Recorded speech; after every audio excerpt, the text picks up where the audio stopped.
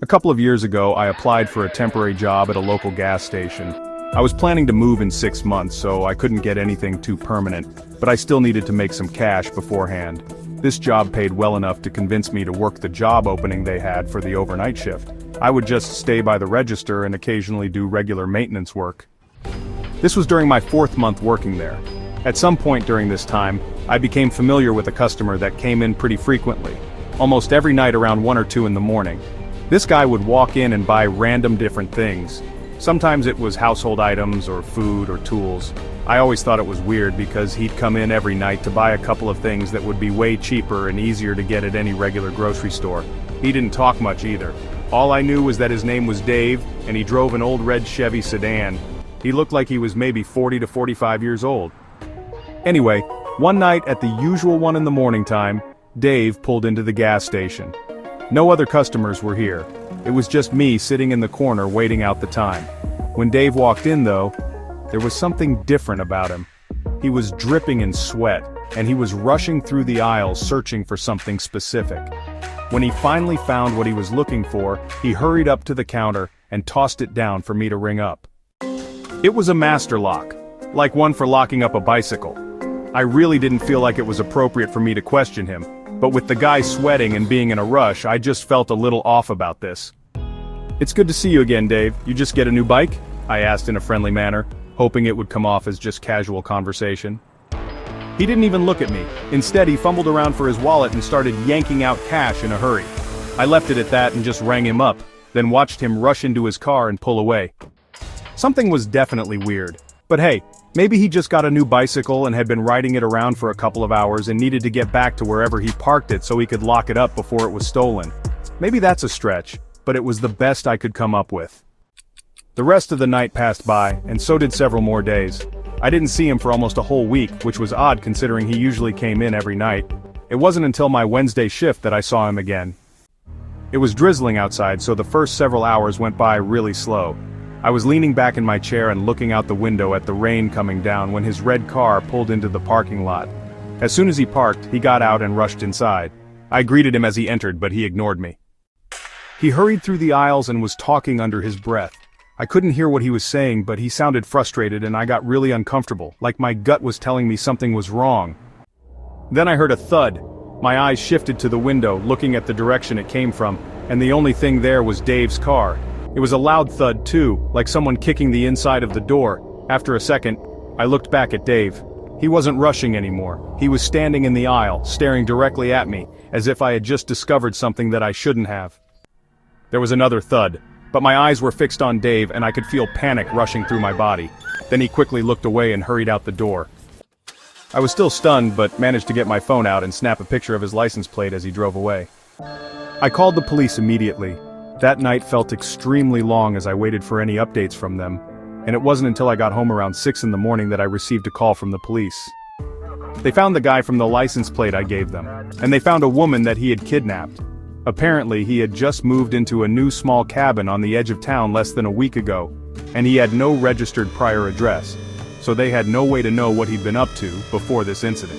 Luckily, they saved this woman before she was harmed, though.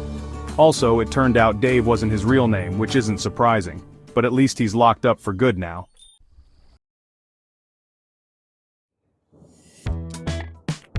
I was 14 when this happened, and this was over spring break. My parents' anniversary happened to be during this week, so they went on a date night a few hours north and were staying in a hotel. Having the house to myself for once, I invited one of my friends, Justin, to stay the night. He brought a ton of snacks and sodas, which we set up on the table in the basement and fired up the PlayStation. We had the speakers up pretty loud and were gaming down there for 3 hours straight. Eventually though, Justin went upstairs to get a glass of water, and when he came back down, he looked worried. I asked what was up, and he said there was someone outside the house by the kitchen. We had a large sliding glass door, and I guess he saw a person standing in our backyard. I thought he was trying to play a joke on me, but he was serious. We both went back upstairs and into the kitchen, and at first look, it didn't seem like anyone was in the backyard. But then we noticed that there were some smudges on the outside of the door. Smudges that looked like someone might have been leaning on the glass and looking inside. That's obviously really creepy. So I shut the blinds and we did a quick perimeter check around the other windows. We didn't see anything else, so we figured we were all good again. We were both just kids and didn't really know how to handle something like this. After a couple of minutes, we went back downstairs and continued where we left off. Another couple of hours went by, and it had to be well into the night. Like 2 or 3 a.m., Justin was getting tired, so we wrapped up our last match and turned off the PlayStation. The basement had 2 small couches, so we each took one and laid out some blankets, then turned off the lights and called it a night. For some reason, I had trouble falling asleep. Like I would fall asleep for a few minutes and then wake right back up over and over. I don't know why, possibly from too much caffeine, but it went on for a really long time. It felt like over an hour. But then, one of these times that I woke up, something was different. I opened my eyes. It was pitch black in the whole basement, but there was a tiny streak of light across the other end of the room. I sat up a bit and could tell it was coming from the door above the staircase. I looked over at the other couch, and Justin was still there, sound asleep. Did he get up at some point to get more water? There's no way I wouldn't have noticed. I got up feeling too uneasy to sleep without making sure this was nothing. I went over to the bottom of the stairs and looked up. The door was cracked open, but not enough to see through. I went to the top and opened it further. The hallway light was on, and so was the kitchen light. It was about then that I remembered about that man that Justin said was standing outside the house. And I walked over to the kitchen to look out the back door. The backyard was empty. Nobody was out there from what I could see. As I was about to look away though, something moved across the reflection on the glass door. I spun around, looking behind me and staring down the hall. Whatever I just saw had quickly moved across the other end of the hallway. I didn't know what to do. I just stood there for a second before sprinting back into the basement. I woke up Justin, and after a quick explanation, he was just as terrified as I was. We hid in one of the closets down there and called the police. And while we were waiting, we could hear someone moving around upstairs. It was like they were running around the house looking for something. It got quiet after a few minutes though, and when police showed up, the person was gone. They found that the small bolt that locked the back door was snapped off, so that's how they got in. Other than that, we don't know anything. For several years after this incident, though, every few months, we would find those same smudges on the back door of someone clearly looking inside. It wasn't until we finally got a security camera that they left us alone. At least as far as we can tell, it's been over a year since we've seen any signs of them. What they wanted is still unknown.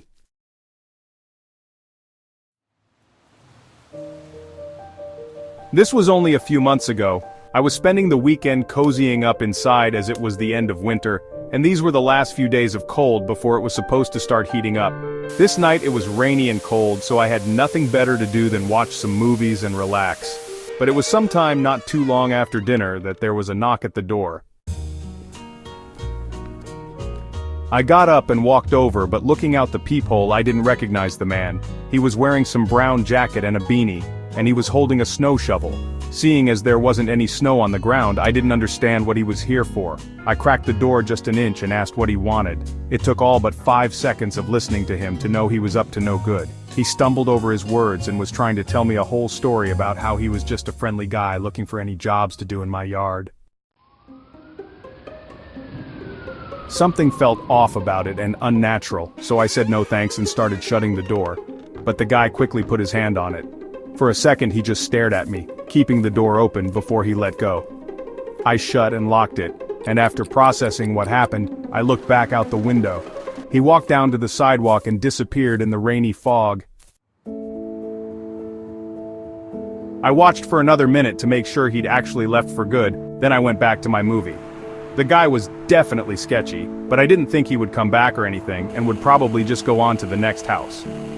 The rain had picked up over the next hour. I was still in the living room and had started another movie, although I knew I was probably too tired to finish it. My eyes were drifting in and out, but randomly there was a thump above me that shook me awake.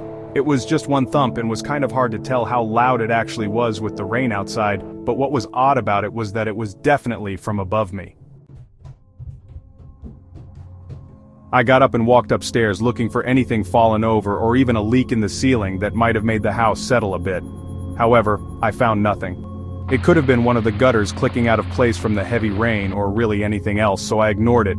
I went back downstairs and being more awake now I decided to finish the rest of the movie. By the time I'd finished it and was ready to go to bed, it was nearly 12 a.m. I shut off the TV and went around turning off all the lights downstairs. But as I was walking upstairs to go to bed, I could very quickly feel the temperature drop as I got closer to the top of the steps.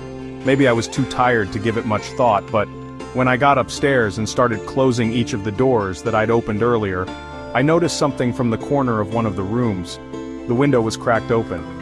I must have stared at it for a whole 10 seconds thinking how impossible that was and just being extremely confused. I walked over and looked at it closer. It was one of the windows that had a small roof overhang under it, and before I closed it I barely could see an imprint on the window sill of what looked like a shoe. I could feel the blood rush from my face as I turned around and just listened for a moment. The low creaking of the house combined with the rain speckling the roof only made me more unnerved, knowing someone was in my house right now. I began slowly walking as quietly as I could back into the hallway. All the other doors were still open, making me feel like someone's eyes could be watching me right now through one of the doorways. I was able to make it downstairs though, and from there I got my phone and hid in the garage calling 911. It took 5 minutes for the first officer to arrive. I heard nothing but the rain during that time. Once I let the officer in, I waited on my porch as he searched the home.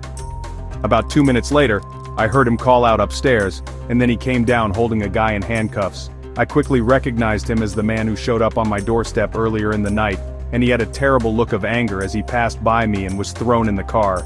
Putting all the pieces together, the guy had climbed up onto my roof, which was likely the cause of the thump I heard hours ago.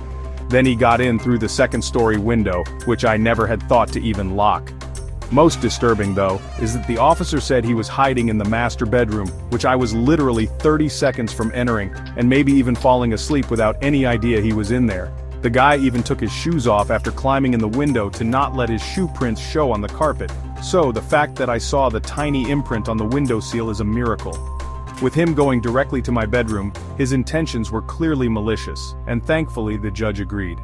It's only been a few months since, but I still have sleepless nights where I can't help but feel like someone is hiding inside my home in the middle of the night.